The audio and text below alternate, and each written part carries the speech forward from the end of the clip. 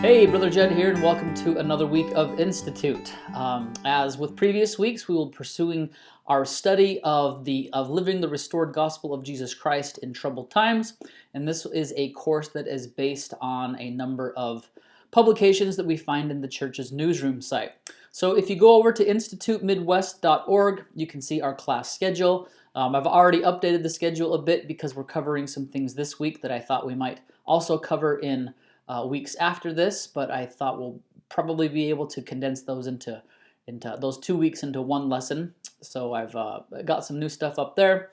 You'll also see the newsroom articles, links to the particular newsroom articles that I mentioned in this video, and also others that I just didn't have time to introduce. So make sure to go over to institutemidwest.org.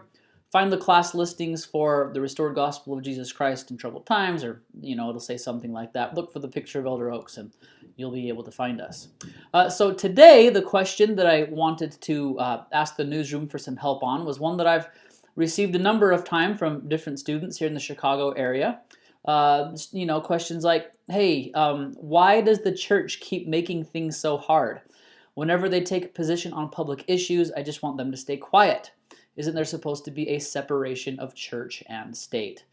Other versions of this question is, why can't Salt Lake just be quiet? Anytime they make us take a stance on a social issue, they're on the wrong side of history. Number of different versions of this question, and so I wanted to go ahead and together pursue some of these things and see what we can figure out. So I'm going to do this video a bit different. I'm going to have my iPad here on the right side, and then hopefully the technology works out. So coming here to the newsroom site, let's say that I was just on my own and I was perplexed about some of the church's stances on different things. I'd seen some posts by some friends on social media, but I wanted to see, what does the church actually have to say on any particular issue? So let's take a real kind of one that's in the news these days is the topic of abortion. And with President Donald Trump here in the United States nominating a Supreme Court justice who a lot of people are saying, look, if she gets in, she's going to overturn abortion and women's reproductive rights are in danger and things like that. And, churches are against abortion. And so, and she's a Catholic woman and there needs to be a separation of church and state. She should not be allowed to bring her Catholic views about abortion into her role as a potential Supreme Court justice. So what does the church have to say about such things? So come here to the newsroom site, and if you click on resources and then click on topics, you'll see that the newsroom has a whole list of possible things that you might find interesting. And right here in the A's is one on abortion, so I'm going to go click on that. And what does the church actually have to say about this? It says, the Church of Jesus Christ of Latter-day Saints believes in the sanctity of human life. Therefore, the church opposes elective abortion for personal or social convenience and counsels its members not to submit to, perform, encourage, pay for, or arrange for such abortions. The church allows for possible exceptions for its members when pregnancy results from rape or incest, or a competent physician determines that the life or health of the mother is in serious jeopardy, or a competent physician determines that the fetus has severe defects that will not allow the baby to survive beyond birth. The church teaches its members that even these rare exceptions do not justify abortion automatically. Abortion is a most serious matter and should be considered only after the persons involved have consulted with their local church leaders and feel through personal prayer that their decision is correct. The church has not favored or opposed legislative proposals or public demonstrations concerning abortion. So I've heard from people before, that the church should stay out of the abortion debate. Well, officially, they have not jumped into the political fray with regard to abortion. If you want an official statement, it's right here at the bottom. The church has not favored or opposed legislative proposals or public demonstrations concerning abortion. And so they take a neutral stance on the policy of it. However, with regards to the sanctity of life and opposing elective abortion for personal or social convenience, there's that statement there. But as far as I know, there hasn't any been real political action on the part of the church. And so perhaps you're thinking, yeah, that's exactly how it should be. And so the church shouldn't really have anything to say about anything else either. So let's tackle that one for just a minute. Is the church indeed politically neutral? With this being an election year and the presidential election coming right up, we would think that we've usually there's a statement from the first presidency that comes around, stating the church's position on political neutrality. That's also available here on the newsroom site. So if you scroll to, oh, it's right here under political neutrality. Is it not? Probably just missing it. Not seeing it there. Oh, there it is, right there at the top. That's why I couldn't see it. So go through and look at some of this, and I'll ask the questions that I have heard before. And so this isn't just going to be reading a newsroom statement. It's discussing some responses that I have heard in institute class from faithful young adult Latter-day Saints with regard to the church and issues of political neutrality and the separation of church and state. So it says here, the church's mission is to preach the gospel of Jesus Christ, not to elect politicians. The Church of Jesus Christ of Latter-day Saints is neutral in matters of party politics. This applies in all of the many nations in which it is established. The church does not endorse, promote, or oppose political parties, candidates, or platforms. Now, remember one young man raising his hand and saying, yeah, but if you look, all the general authorities are Republicans. That's not necessarily true. We've had a number of Democrats who have held high positions in the church. President James E. Faust was probably the most recent member of the first presidency who was a Democrat. Elder Snow, who was the church historian up until just a few years ago, also a very vocal Democrat, lawyer out of St. George, Utah, I believe. Number of Democrats. I think if you look online, you can figure out, which, members of the first presidency in Quorum of the 12, were they registered a Republican or Democrat. I think the last time I checked, a number of them were unregistered until it was time to vote in the primaries, and then they would register either as Democrat or Republican, depending on which primary they wanted to vote in. They would register and then unregister. I don't know exactly how that all works. I, for example, here in the state of Illinois, I'm registered Democrat because those are really the only elections here in Illinois that really matter. Because Illinois tends to vote overwhelmingly Democratic. If you want a say on positions that are actually going to get filled, you've got to vote in the Democratic Party. That doesn't mean that I always vote for Democrats in the presidential election. I remember when we first moved to Illinois, when we had President Obama running against Mitt Romney, I voted for Mitt Romney. I did not vote for Trump or for Hillary Clinton in the last election. And so I don't know that I have ever just voted the party where I pick one particular party and go that way. But I've tried to look at the issues and look at, which people represent my particular principles and values, and would they be able to represent me well in politics. And I've never felt like the church has told me you have to vote for this person or the other. But the church will not allow its church buildings, membership lists, or other resources to be used for partisan political purposes, attempt to direct its members as to which candidate or party they should give their votes to. Well, hold on, the church opposed gay marriage, okay? That was them opposing a particular issue. It was not saying you need to vote for this person. And it talks about that here in just a minute. They do not attempt to direct or dictate to a government leader. It says the church does, however, encourage its members to play a role in the process, does expect them to engage in the political process in an informed and a civil manner, requests candidate for office not to imply their candidacy or platforms are endorsed by the church. That's something that's come up recently. There was a group in Arizona that implied that the Republican nominees had the church's backing, and the church had to come out and say, no, these people are misrepresenting their group, Latter-day Saints, for whomever, they're misrepresenting their position They do not speak for the church. They may be a number of Latter-day Saints for these particular candidates, but that's not the entire church. That's just this group. And they asked them to stop using the name of the church and pictures of temples and whatnot, but they didn't listen. But then this last one, the church does reserve the right and as an institution to address in a nonpartisan way issues that it believes have significant community or moral consequences or that directly affect the interests of the church. So I know one that just has recently come up is Arizona. There is a proposal for the legalization of marijuana, and the area presidency there said, look, we're not telling you how to vote. You can elect whatever officials you would like. We would hope that you would vote against this. However, we're not telling you that you have to. But where it comes to a community or a moral issue like the legalization of a controlled substance, the church says this is our stance on marijuana, and we would hope that you would vote in line with that.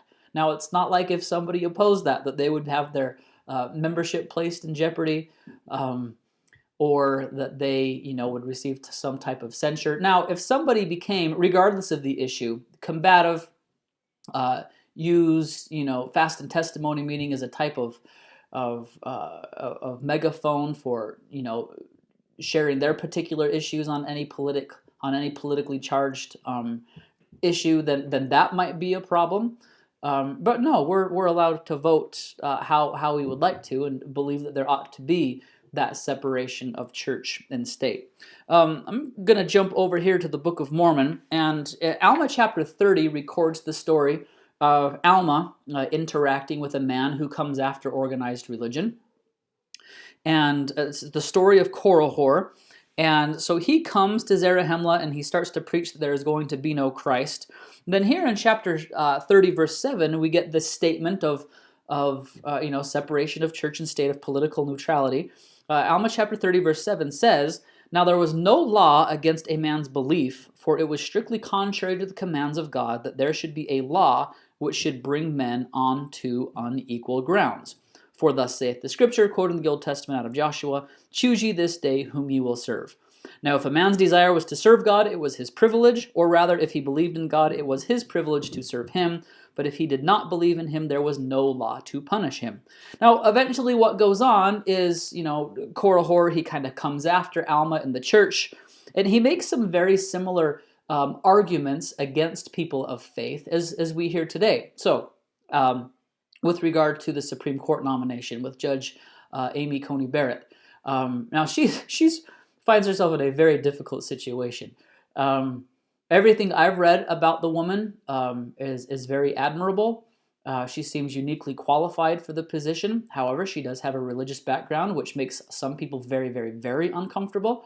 Hopefully after this lesson that we'll see, if you do have some of those same feelings of discomfort, hopefully this helps with those. But she's just in an awful situation. The political hypocrisy that is just flying around all of this, it's ridiculous. But I'm not going to get into that. Let's talk more about the issues and the principles involved.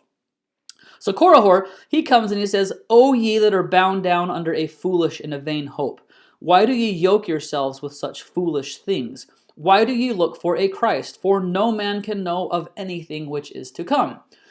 Similarly, there were some public figures who went after Judge Barrett, and they're like, she's this crazy Catholic kook, and we can't trust her because she has this Catholic worldview, and regardless of how she was nominated, we shouldn't let these types of people be our judges.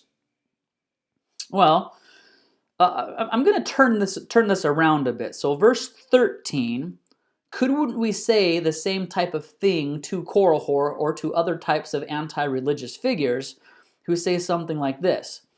"O ye that are bound down under a foolish and a vain hope." Okay? Why do you yoke yourselves to such foolish things? Why do you look for meaning,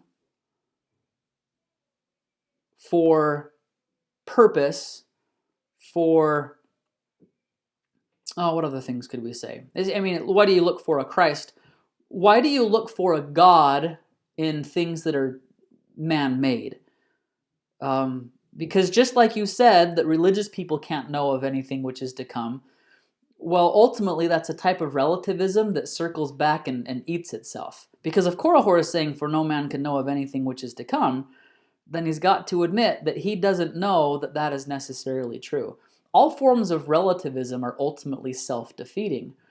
And so when people say we shouldn't allow religious people to hold public office or judicial positions, what they're saying is, I don't want people who don't share my worldview to be able to legislate laws to me, which is exactly what they are asking religious people to submit to.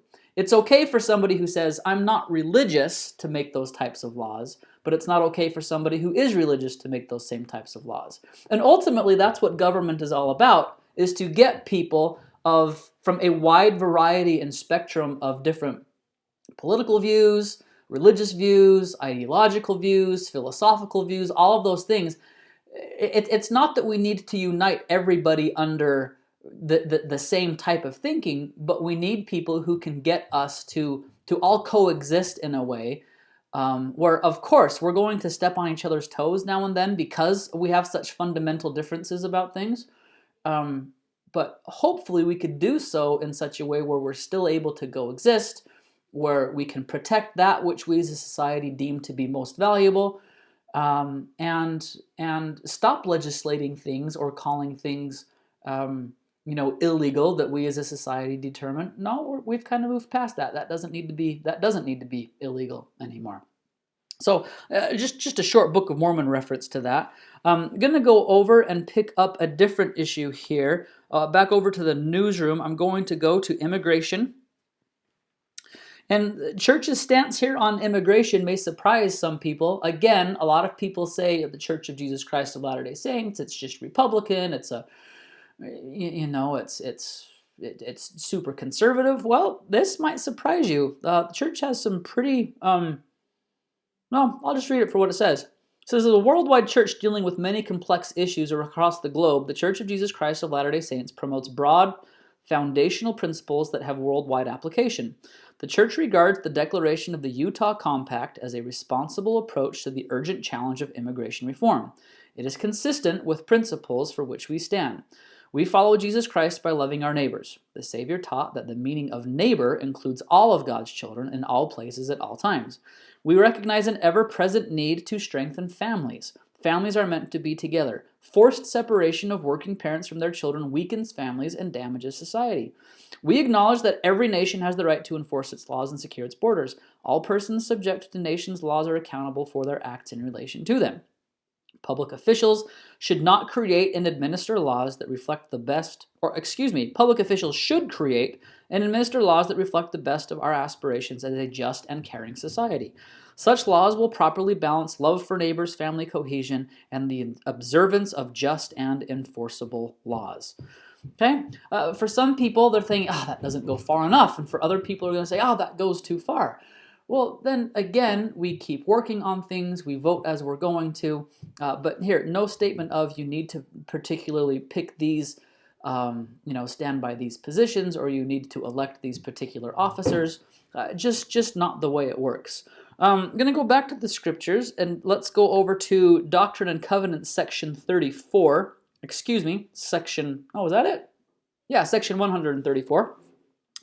And this is the church article on government. So this was written clear back in 1835, churches in Kirtland. They haven't experienced the just the real direct religious persecution that they will definitely encounter once they get to Missouri. But, it's still, the Latter-day Saints as a body of people are starting to make some of the neighbors a little worried. And Sidney Rigdon, Joseph Smith, they work on this article on church government. And, it's actually a rather positive statement towards government. Now, later, once we get the church out to Utah, Brigham Young had some real nasty things to say about Congress and what he felt like was a government that chased them outside of the United States, land of the free, home of the brave, unless you're Latter-day Saints, or you're black, or you're the Asian immigrant workers, or any numbers of people. Now, I'm not trying to to say that all of those groups are exactly the same. Not what I'm saying at all. I'm just saying that there has been an unequal access to the protections of government in the United States history, and it's just a tragedy that a nation that is founded on principles that I believe are divinely inspired, we haven't quite lived up to those things. And I hope that regardless of what political leanings we might have, that all of us can do our part to try to make this a more equitable place for everyone to live. So, verse 1 here, we believe that governments were instituted of God for the benefit of man, and that he holds men accountable for their acts in relation to them, both in making laws and administering them for the good and safety of society. We believe that no government can exist in peace except such laws are framed and held inviolate as will secure to each individual the free exercise of conscience, the right and control of property, and the protection of life. Okay, you'll see that a lot of this sounds very, very similar to principles that are outlined in the Declaration of Independence, in the Constitution, in the Bill of Rights, whatnot. So, but what about if you find yourself being oppressed by the government? What do you do then? We believe, verse 11, that men should appeal to the civil law for redress of all wrongs and grievances, where personal abuse is inflicted, or the right of property or character infringed, where such laws exist as will protect the same. But we believe that all men are justified in defending themselves, their friends, and their property, and the government from the unlawful assaults and encroachments of all persons in times of exigency, where immediate appeal cannot be made to the laws and relief afforded. So, again, some people will hear that and be like, well, no, that goes too far. Other people will read that and be like, no, that doesn't go far enough. It's tough. Recently, with regards to all of this, I'm just going to Google this one. So, church newsroom religious freedom. Oops, what's going on there? Apologies for my misspellings. There was an article that came out called COVID-19 Crisis, a wake-up call for religious freedom. There was this religion and religious freedom in the COVID-19 era forum that came out. It was a production of the Brigham Young University Law School, where they had a number of presenters from different political affiliations, different religions, all types of different walks of life. In fact, I listened to this this woman who's Muslim, and just a fantastic presentation about the importance of including all faith perspectives as we, as a nation, try to figure out how to keep things going forward. And she pointed out as well that if there's someone who claims, well, I'm not religious, that doesn't somehow privilege them to kind of have this view from nowhere where, you know, Catholics, you have your Catholic baggage, and Latter-day Saints, you have your Latter-day Saint baggage, and Muslims, you have your Muslim baggage, but me, as an atheist, you know, by definition, I don't have any baggage, because that's what atheism means. It just means, without, theus, God. I'm without God, so I don't have any of this baggage. Well, she points out it's not really, that's not an honest position to take, because, you know, nature abhors a vacuum. I think ideologies abhor a vacuum as well. And so, you know, while someone may say, well, you know, we just need all atheists, people who aren't religious, to hold public office, that's not quite genuine, because there's nobody who just has this view from nowhere. I don't have any baggage. If you need to put, you know, a more positive turn on that, we might say that, okay, they're atheists with regard to religion, but still there's fundamental principles that they believe in from which they do build that worldview. A term for that might be exclusive humanism, that we believe, or people of that particular world believe, that it's just man-made philosophies, ideas, moralities, that it's just what we've come together to agree upon as a society. That's where we really ought to come from. Now, there's a lot of wisdom in that, because where you do have different religious truth claims that do kind of butt up against one another, you do need to have some way of being able to balance all of them and still, as a society, move forward and achieve our goals. So I get and really like that version of humanism. Exclusive humanism, however, wants to say your religious beliefs don't matter, your religious beliefs don't matter, your religious beliefs don't matter, but mine are the only ones that do matter.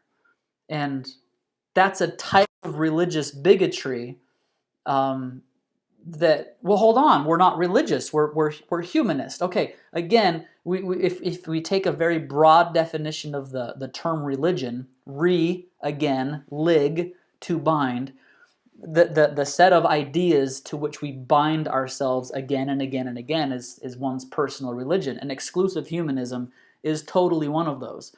And so what's happening with people like Korihor who make these kinds of arguments is they're in a very, I mean, it sounds very kind, we don't want to let any one person's religious beliefs determine everybody else's, how everybody else's government works, except for my beliefs. Mine are the only ones that matter. And that's just not okay, and that needs to be called out. So if you're interested, you can watch this forum. It's rather long. She speaks. Elder Bednar speaks after her. The next day we have two Latter-day senators, Mike Lee from Utah and I don't want to get her name wrong, Kristen, where is it? I'm actually going to click over to there because I want to make sure that I get her name correct. I think I know what it is. It's Cinema or something like that. Politician out of Arizona, first Democrat to be elected to that office in like the last 30 years, I think she said. Kirsten Sinema. Anyway, I'm probably making more out of this than I need to, but yeah, so it was here on, I believe it was the Thursday session. Yeah, there she is. Kirsten Sinema, senator from Arizona. That's her right there. She was raised Latter-day Saint. She is not active, but it was interesting hearing her and Senator Mike Lee talk about, even though politically they are so have so many things they disagree about, be able to talk about places where they can come together, things that they're both thankful to their Latter-day Saint upbringing for helping them understand about how to do this and whatnot. So if you want to see a kind of debate that really is, two people, I mean, she really has nothing to do with the church anymore. Mike Lee is very involved with church things. One's a Democrat, one's a Republican. Just fascinating to watch. So you can check that out if you want. And then, of course, you have the presentation from Elder Bednar where he talks about, we can't let governments overreach and take away freedom to participate in religion and for religious gatherings, where you say, these types of gatherings are fine, but religious ones are non-essential. And so it's him kind of pushing back and saying, hey, that's not okay. We've kind of let this idea of separation of church and state go a little too far, because there's this tacit state religion of exclusive humanism that's saying our values are the only ones that matter, and a lot of these other ones, they don't anymore. And I think in the last few months with the COVID restrictions, we've seen some of that play out on the news, and it's not okay. We've got to have these discussions, and we can't just let one predominant ideology say we're the only one that matters anymore. So anyway, I hope you found that useful. You can go back to the church's newsroom site. I also have linked on institutemidwest.org, the articles to, abortion and immigration and same-sex marriage and any number of, political things that the church has indeed gotten embroiled in. Again, that doesn't mean that the church is not allowed, even with the statement of political neutrality, that they're not going to pick a party or that they're going to pick particular people who are running for office. But just like any other group would say, this is what we believe. The church believes that the church as a body has that right as well to say, here's what we believe and here's what we would advocate for. Now, once something becomes the law of the land, then, article of faith, we believed in being subject to, kings, rulers, magistrates, and we've got to honor, sustain, and uphold the law. So I hope that was helpful. When we say, we need to keep the separation of church and state, well, a good question, well, whose church? Which state? What does church mean? What happens when the church and the state are the same thing? Or, as we're kind of seeing happening right now, what happens when something that traditionally has not been referred to as church or religion, exclusive humanism, does kind of become the tacit state religion? That's not okay. And we're even seeing some modern thinkers, traditional liberals, who are starting to say, some of the things we're seeing happen in society right now, it's turning into a type of religious movement that we're really uncomfortable with. Again, not based around any kind of church or supernatural claims, but just there are particular ideologies that have become kind of orthodox, and if you don't believe in those, then you get excommunicated from public discourse, and it's fascinating. So we need people, and I think that the principles and doctrines found in the Church of Jesus Christ of Latter-day Saints are somewhat uniquely situated to help us engage with people from all political walks, all across the spectrum, people from different religious backgrounds, to realize the vision given to Isaiah of the lamb and the lion lying down together, of beating spears and swords into plow hooks, and not having any war in all of God's holy mountain. Again, it's a utopian type of idea that I believe ultimately Jesus Christ himself will have to come and help us figure out how to do. But in our own small spheres of influence, wherever we find ourselves, I hope that we too could be a part of that solution. At least let's not be guilty of inflaming the difficulty. Let's be parts of the solution to whatever extent we can. Guard ourselves. We can be passionate about our views, and let's learn to articulate those in civil, Christ-like ways, so that as we become activists for whatever we feel like is most important in the world, that we don't join or get people to see, or that we don't bring about societal change through coercion and manipulation and fear and violence. But people can't help but want to come and join themselves to the way that we live life and the way we see the world, because they see that it works. They see that there is joy and love and peace there.